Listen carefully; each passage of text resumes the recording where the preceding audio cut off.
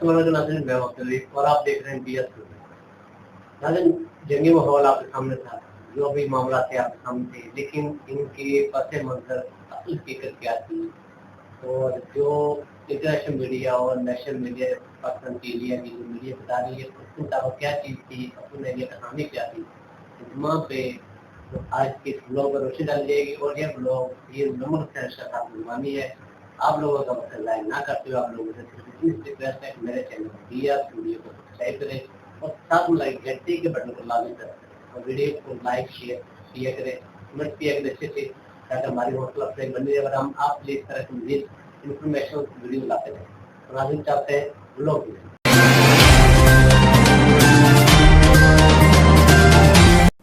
पाकिस्तान और हिंदुस्तान का जो कॉन्फ्लिक्ट था, जिसमें हमने बहुत सी वीडियोस बनाई और आपसे गुफ्तगू करने की कोशिश की, उसमें हमने ये कहा कि ये कॉन्फ्लिक्ट जब ख़त्म होगा तो जो फॉग हटेगी उसके बाद हम रेट्रोस्पेक्ट में बेहतर एनालिसिस कर सकते हैं कि एक जंग से गुज़रने का तजुर्बा क्या होता है।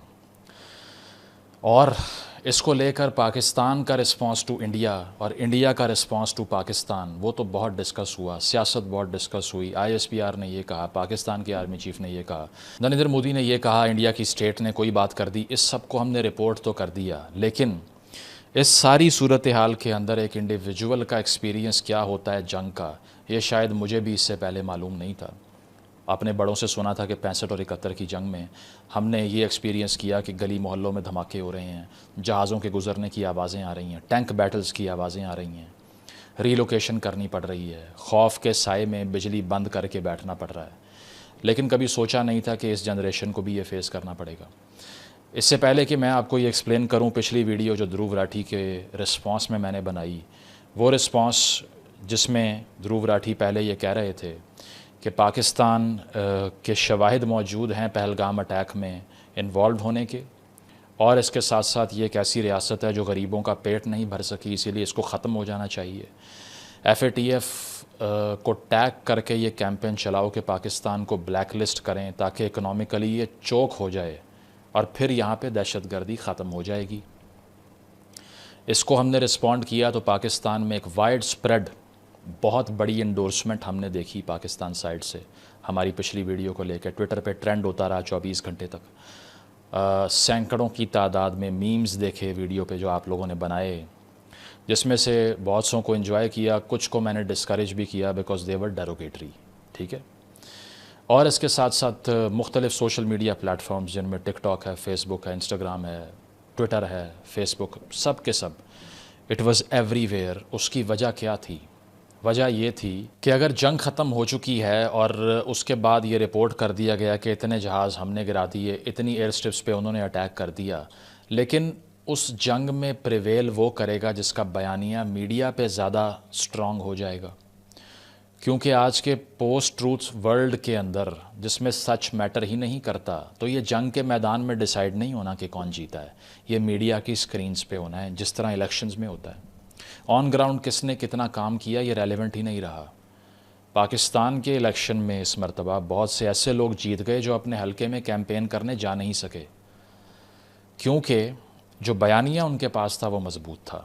तो जंग को लेकर भी जो बयानिया पाकिस्तान के बारे में बनाया जा रहा था, जिसमें यह कहा जा रहा था कि आप 24 के 24 करोड़ दहशत कर दो, आप 24 के 24 करोड़, जो टर्म यूज़ होती है क्या है, मदरसा छाप। मदरसे से पढ़ना कोई बुरी बात नहीं है, लेकिन ये पाकिस्तानियों के बारे में कहा क्यों जाता है कि आप सब तो लो इंटेलेक्ट डफर हैं और आपकी जो जहनीत है वो तो सारी की सारी पेरोकियल, पुरानी, आउटडेटेड, ऑर्थोडॉक्स है। फिर ये कहा गया कि आप 24 के 24 करोड़ लश्कर तैयबा, जैश मोहम्मद के सपोर्टर हो और आप सारे के सारे हिंदू फोबिक हो और चाहते हो कि हिंदुस्तान सफ़ाए हस्ती से मिट जाए। इसका जवाब भी तो देना था ना। We had to respond to this toxicity of painting every Pakistani with a single brush that all of you are same. Dehumanization जो की जाती है ना, जिस तरह आजकल इजराइल में की जा रही है, हर फ़लस्तीनी दहशतगर्द है। जिस तरह नाज़ी जर्मनी में हर ज्यू के बारे में कहा जाता था, सारे के सारे ज्यूज़ जर्मन स्टेट के ख़िलाफ़ हैं, गद्दार हैं, मार दो इनको। इसी तरह सारे के सारे पाकिस्तानी मदरसा छाप हैं, दहशतगर्द हैं, मौलवी हैं। इस बयानिए का जवाब देने के लिए मेरे जिन कॉलीग्स ने, जिन दोस्तों ने, जिसमें फैसल वड़ाइच साहब हैं, तैमूर रहमान साहब हैं, शहजाद गयास है, they have done a fantastic job because they are people who stood for peace in the war times. मैं राइट विंग के स्पीकर्स की इसीलिए बात नहीं करूँगा कि they stand for war in the piece times as well, तो वो तो मैटर ही नहीं करते ना कि वो क्या कह रहे हैं, उनकी जो भी गुफ्तगू है।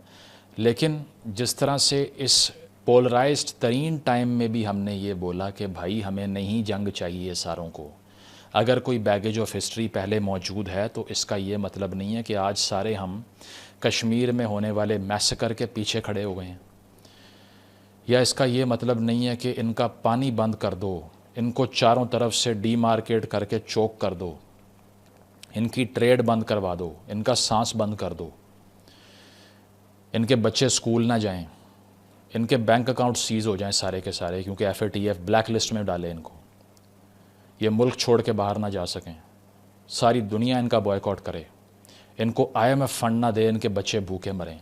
क्यों? क्योंकि इस मुल्क के अंदर 2-4 ऐसी रिडंडेंट ऑर्गेनाइजेशंस या एक्टिव ऑर्गेनाइजेशंस मौजूद हैं जिन्होंने बॉर्डर के उस पार टेररिज्म के अटैक में एसोसिएशन दिखाई है। दैट्स द आर्ग्यूमेंट, अपार्थाइड का आर्ग्यूमेंट। इसका जवाब देना इसीलिए ज़रूरी था, और जब वो हमने जवाब दिया तो ये जो एंडोर्समेंट हमने देखी ये मेरे नज़दीक तो अनपैरेलल्ड थी। लेकिन उस पर कुछ क्रिटिसिज्म भी आया जिसका मैं एंड पे जवाब दूंगा, लेकिन war has to be seen with a philosophical lens as well. अब यहाँ पर बहुत से लोग मुझे कहेंगे कि अपनी बात क्यों शुरू कर ली, but I want to narrate a personal experience of this conflict.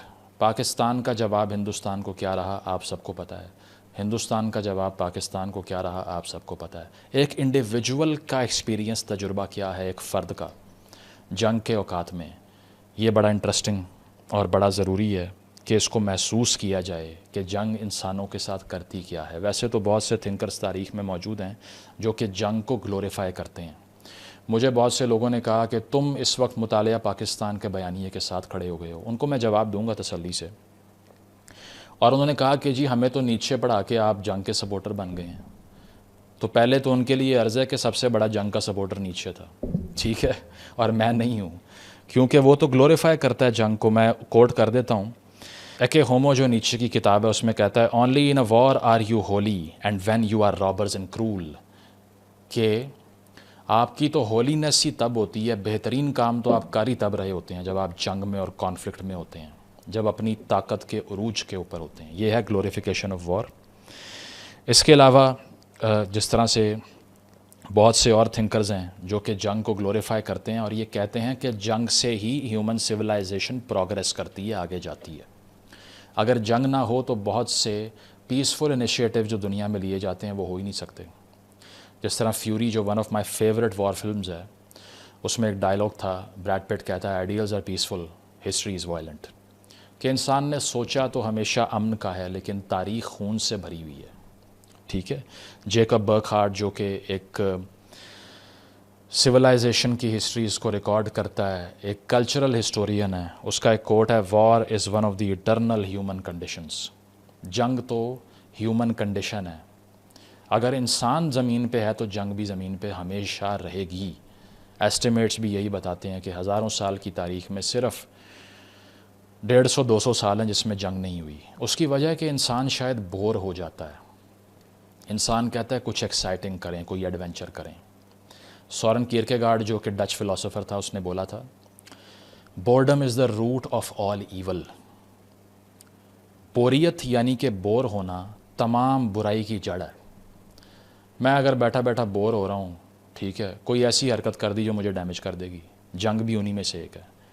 जब मंडेन ज़िंदगी रोज़ाना की जी जी के आप थक जाओ तो एक लार्जर मीनिंग के लिए तारीख़ में जंगें लगाई जाती थीं ताकि ज़रा नया कैपिटल आए, नई सपोर्ट आए, आवाम खड़े हो जाएं आपके लिए, वो आपके नारे मारें, एक रीवाइटलाइजेशन ऑफ सोसाइटी हो। क्योंकि बहुत से मुआशरे, बहुत से कल्चर जो हैं वो जंग के बगैर चलते ही नहीं थे। जिस तरह ब्रिटिश मर्केंटाइलिज्म था, नई कॉलोनीज़ नहीं ढूंढेंगे तो पैसे कहाँ से कमाएंगे। तो ग्लोरिफिकेशन ऑफ वॉर तो आपको तारीख़ में बहुत मिलेगी, लेकिन वॉर का जो इंडिविजुअल एक्सपीरियंस है वो बड़ा पेक्यूलियर है, क्योंकि उसमें एक नाइलिज़म इन्वॉल्व है, मीनिंग चला जाता है। मैं अगर अपनी बात करूं, जुमे की शाम की बात है, جب سارا دن براڈ کاسٹ کر کے ٹی وی شوز یوٹیوب کر کے میں گھر جا رہا تھا تو راستے میں گھر والوں نے بتایا کہ دھماکے کی آوازیں آ رہی ہیں، کیونکہ ڈرون ہمارے گھر سے 2-3 کلومیٹر نیچے گرا. 10 کلومیٹر دور بارڈر ہے. جہاں جاتے ہوئے میں یہ سوچ رہا ہوں کہ اگر گراؤنڈ انویژن ہو گیا تو کیا ہوگا. آپ کے دماغوں میں تصور آ رہا ہے کہ میرا خاندان اس کا کیا بنے گا، میری بلانگنگس کا کیا بنے گا. All of a sudden, whatever you have accumulated for the entirety of your life has become absolutely meaningless and trash. آپ اپنے گھر کی طرف دیکھ رہے ہو اور آپ کو لگ رہا ہے یہ تو پائل آف سینڈ ہے صرف. ابھی یہاں سے جب گولے آ کے گریں گے اس کی کیا وقت رہ جائے گی. میری سالوں کی محنت میری آنکھوں کے سامنے تباہ ہو رہی ہے. آپ سوچو گے کہ میں اگر باقی اپنے دوستوں سے، اپنے رشتہ داروں سے، اپنے جاننے والوں سے زیادہ پڑھا، میں نے زیادہ اکمپلش کیا، آج جنگ جب لگ چکی ہے اور ہندوستان حملہ کر رہا ہے تو اس کی کیا وقت رہی جو میں نے سوشل لیڈر کو پر کیا اور میں اوپر آیا. نہیں پتہ. دماغ میں کیا آ رہا ہے؟ یہ آ رہا ہے جب میں نے دیکھا کہ نور خان ایئر بیس پہ اٹیک ہو گیا ہے اور اس کے علاوہ مختلف ملٹری انسٹالیشنز کو ہٹ کیا جا رہا ہے، تو میں یہ سوچ رہا ہوں کہ یہ تو ایک انویڈنگ آرمی پاکستان کی فوج کو ڈس آرم کرنے کی کوشش کر رہی ہے. تو اب تو کوئی ریشنلٹی بچی نہیں ہے، اب تو فل سکیل وار شروع ہوگی اور آخری آپشن تو ہے ہی نیوک. تو آپ کے ذہن میں وہ ڈاکیومنٹریز آ رہی ہیں جو آپ نے ہیروشیما اور ناگاساکی کی دیکھی ہوئی ہیں، جس میں لوگ بازاروں میں کھڑے ہوئے تھے اور ان کے جسم جل کے راکھ ہو گئے. آپ وہ سوچ رہے ہو کہ کیا یہ ہوگا یہاں پہ. مسئلہ یہی ہے نا کہ اویئرنیس جب زیادہ ہو تو اس کا ٹال اور اس کا برڈن بھی زیادہ ہوتا ہے. تو آپ یہ سوچ رہے ہو کہ اچھا یہ سب شروع ہو جائے گا، بیکاز ایسا تو نہیں ہو سکتا کہ باہر سے ایک فوج آ کے جتنی ایئر سٹرپس ہیں ان کو بامب کرے، یعنی کہ آپ کی ایریل کیپیبلٹی ہی چھین لے، آپ اڑ ہی نہ سکیں ہوا میں ان کو رسپونڈ کرنے کے لیے. تو پھر کیا بچے گا بھائی. پھر فیک نیوز اتنی تھی، ٹینک بیٹل شروع ہو گئی ہیں، اس کے میسج آ رہے ہیں واٹس ایپ پہ، نہیں سمجھ آ رہی کیا ٹھیک ہے. یہ سمجھ نہیں آ رہی کہ کچھ لوگوں کے میسج آ رہے ہیں ہم نے لاہور گلبرگ میں اپنے اوپر سے جہاز گزرتے ہوئے دیکھے ہیں. میں نے کہا اگر اوپر اڑ رہے ہیں بھائی تو it's over then what remains nothing else. اس پوائنٹ کے اوپر بہت سے دوست میرے اور ہم بیٹھ کے کیا ڈسکس کر رہے ہیں، بھائی ہماری تو جیب میں کیش بھی نہیں ہے، اے ٹی ایم بھی نہیں چلے گا. How do we survive the next 10-15 days. All of a sudden your life is shaken to the core. This is the horrendous nature of war, جو کہ آپ کی ساری اچیومنٹ کو صفر کر دیتی ہے، زیرو کر دیتی ہے.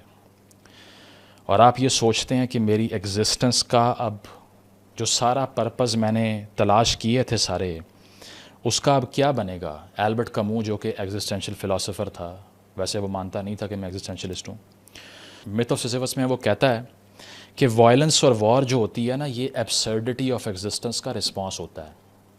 وہی بات جو میں نے پہلے کی کہ ایک میننگ لیس ترین لائف ہے، کیا فائدہ یار، اٹھو اور جا کے مار دو لاکھوں لوگوں کو، اس میں کیا ہے. ہٹلر کا یہی ایشو تھا نا، وہ کوئی بلیور تو نہیں تھا جو ہولی وار کرنے گیا تھا، یا اس سے پہلے جو نائلسٹ قسم کے ورلڈ لیڈرز تھے جنہوں نے میس مرڈرز کیے، بلیور تو نہیں تھے وہ.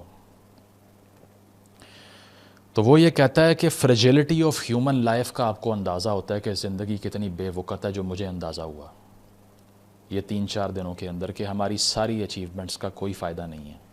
اگر کلیکٹیو پیس ہی ختم ہو جائے، سب ختم. ہم یہ سوچ رہے ہیں کہ جیب میں کیش نہیں ہے، بینک تو بند ہو جائیں گے، راشن کہاں سے آئے گا، کہاں جائیں گے، ایئر سپیسز بند ہیں، کیسے اسکیپ کر سکتا ہے، فیملی کو کیسے بھیج سکتے ہیں باہر. نہیں، کچھ نہیں ہو سکتا.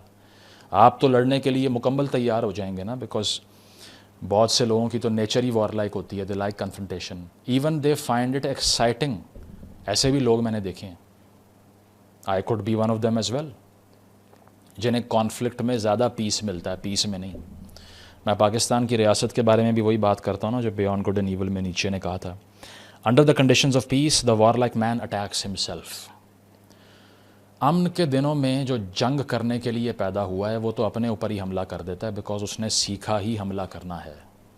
A war like man is more comfortable in war.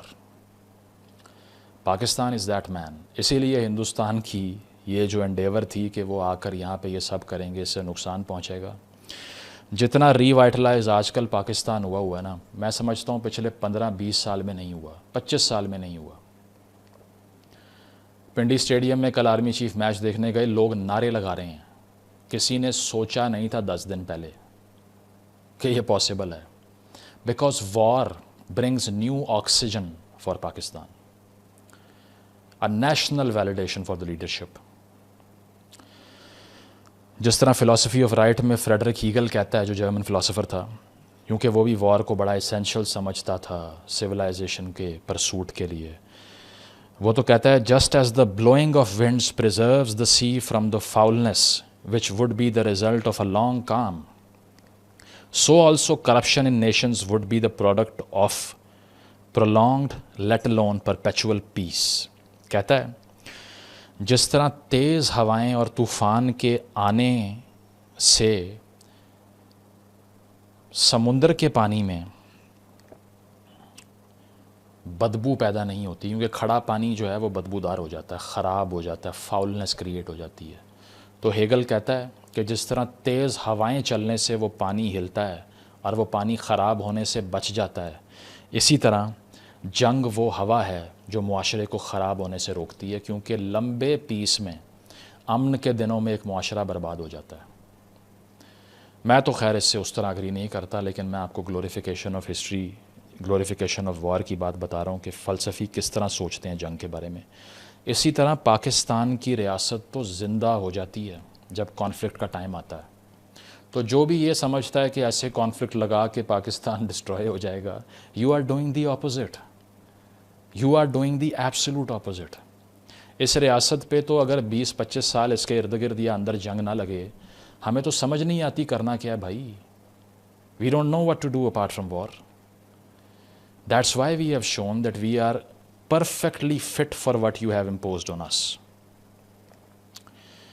कि इसके बाद जो नई ऑक्सीजन मिलती है, external conflict coat and quote रीवाइटलाइजेस Pakistan, ज़िंदा कर देता है पाकिस्तानी माशरे को, जो कि आजकल हमें दिखाई दे रहा है।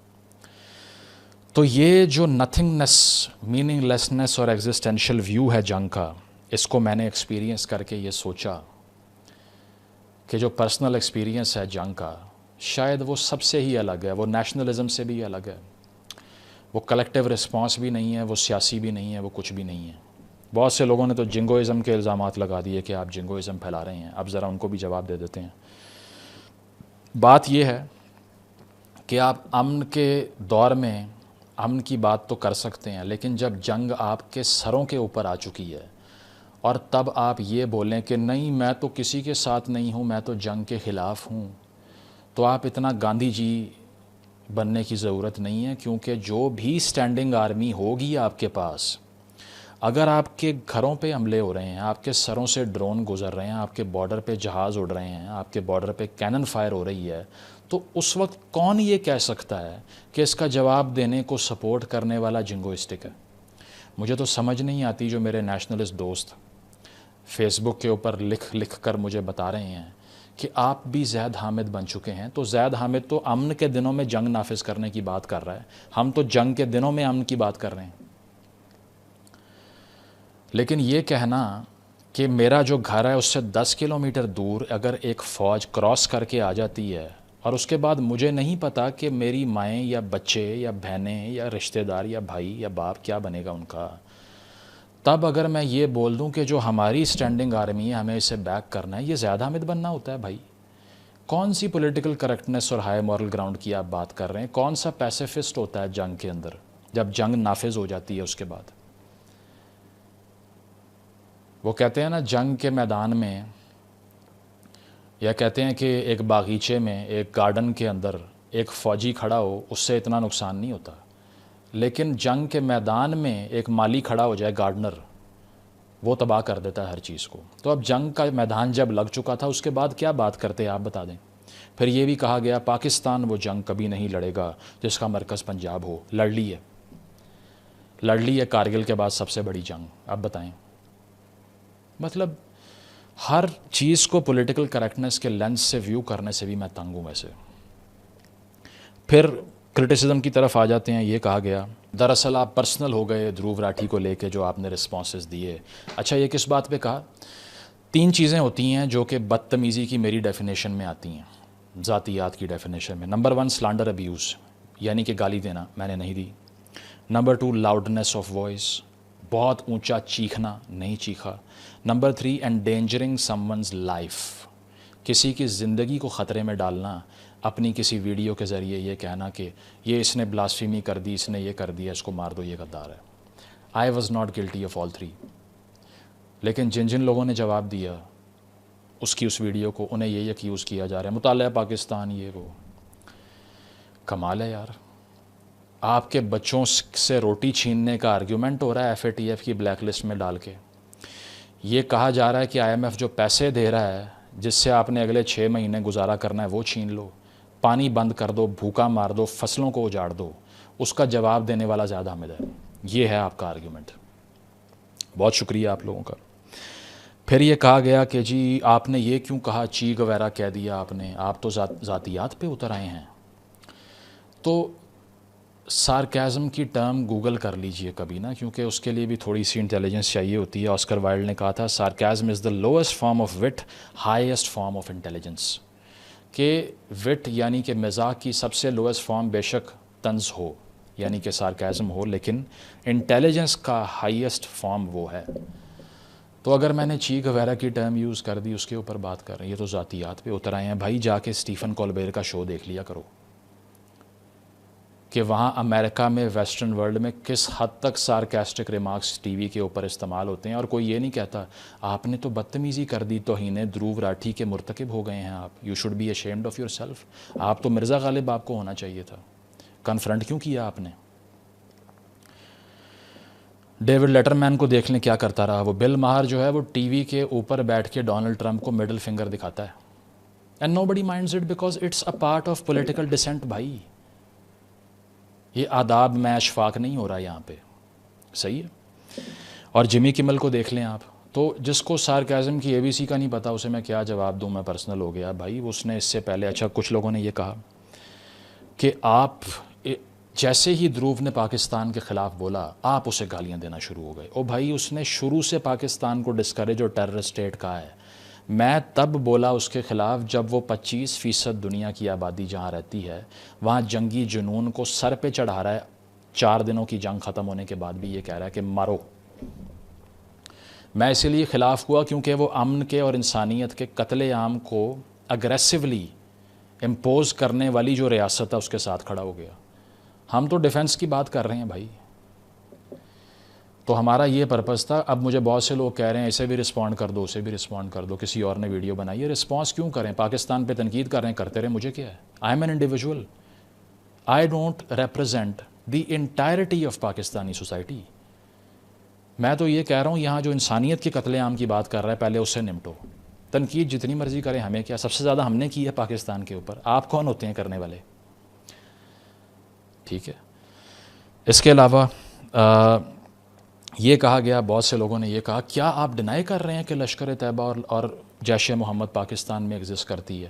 اگر آپ ڈینائی نہیں کرتے پھر آپ دھروو کے خلاف کیوں بولے؟ او بھائی کون ڈینائی کر رہا ہے؟ مجھے یہ بھی لوگوں نے چیلنج کیا، ڈیئر کیا کہ آپ دہشت گرد بول کے دکھائیں.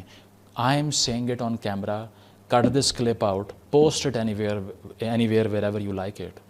I think that all of these organizations, including LET, including Jaish-e-Mohammed, whatever, are all terrorist organizations. I say it on camera without any shyness at all. Now what?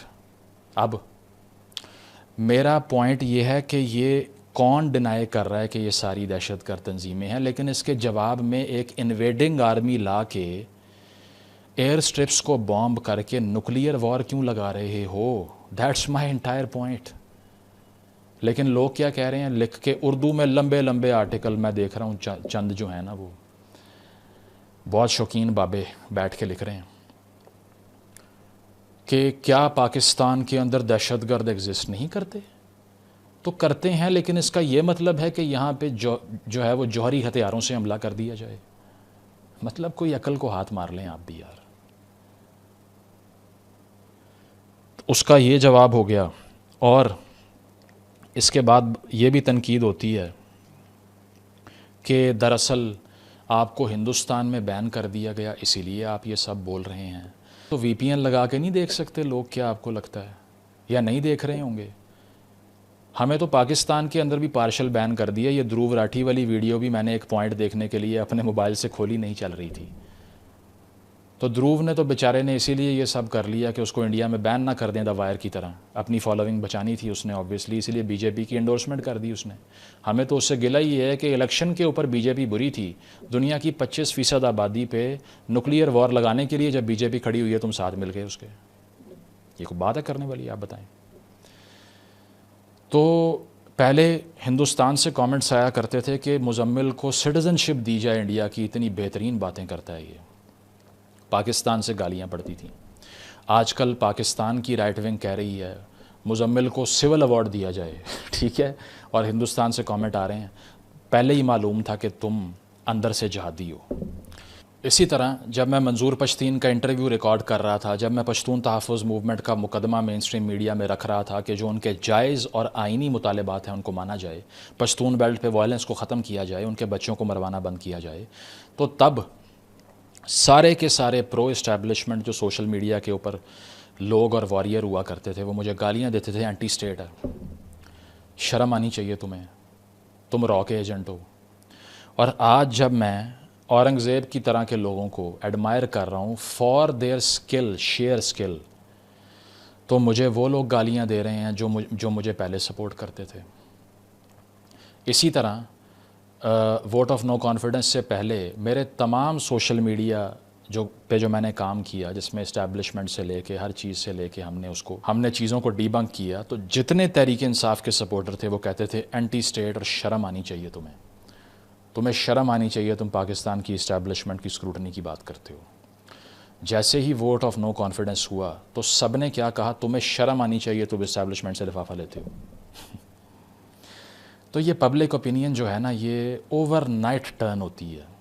آج جو سب لوگ جنہوں نے دھروو راٹھی والی میری ویڈیو شیئر کی، ٹرینڈ چلائے social media پہ، اور وہ مجھے ہیرو کہہ رہے ہیں، مجھے معلوم ہے کہ ایک ویڈیو اپلوڈ کروں گا اسی رفتار سے سب گالیاں دیں گے، لیکن میں آپ کو یہیں پر ملوں گا. I will be persisting on these view points. اس سارے جرنی میں پچھلے 6-7 سال میں بہت سے لوگ آئے، بہت سے لوگ گئے، پھر بہت سے لوگ آئے، پھر بہت سے لوگ جائیں گے. ہم یہی رہیں گے بات کرتے ہوئے.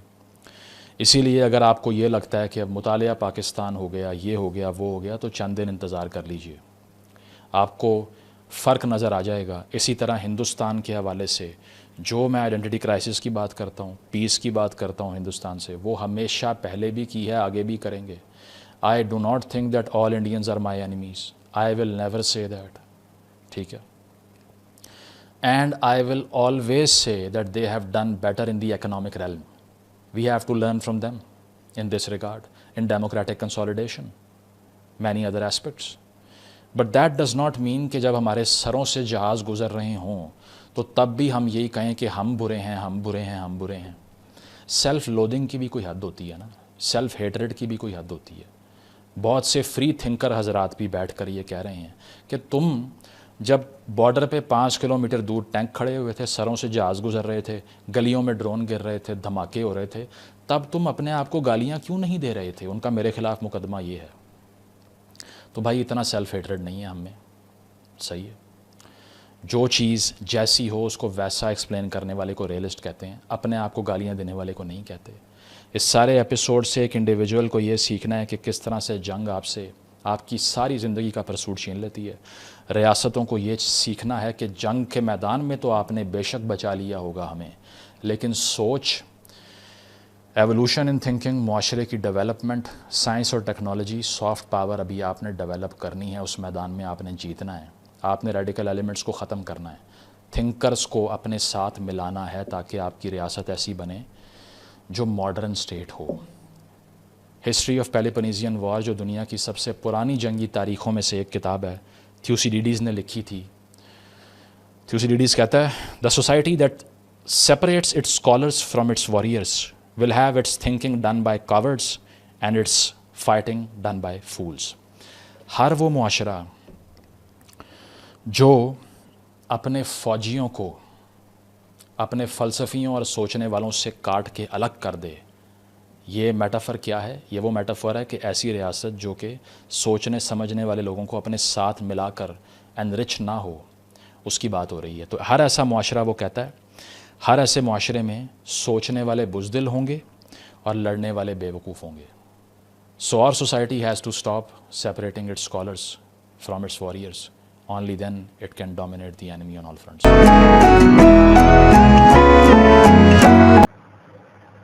ناظرین، آج تو آپ کا آج تو ہمارا یہ بلاگ آپ کیسا لگا دوستوں کو ضرور بتائیے گا اور مجھے دیجیے گا اجازت. اللہ نگہبان. پاکستان زندہ باد.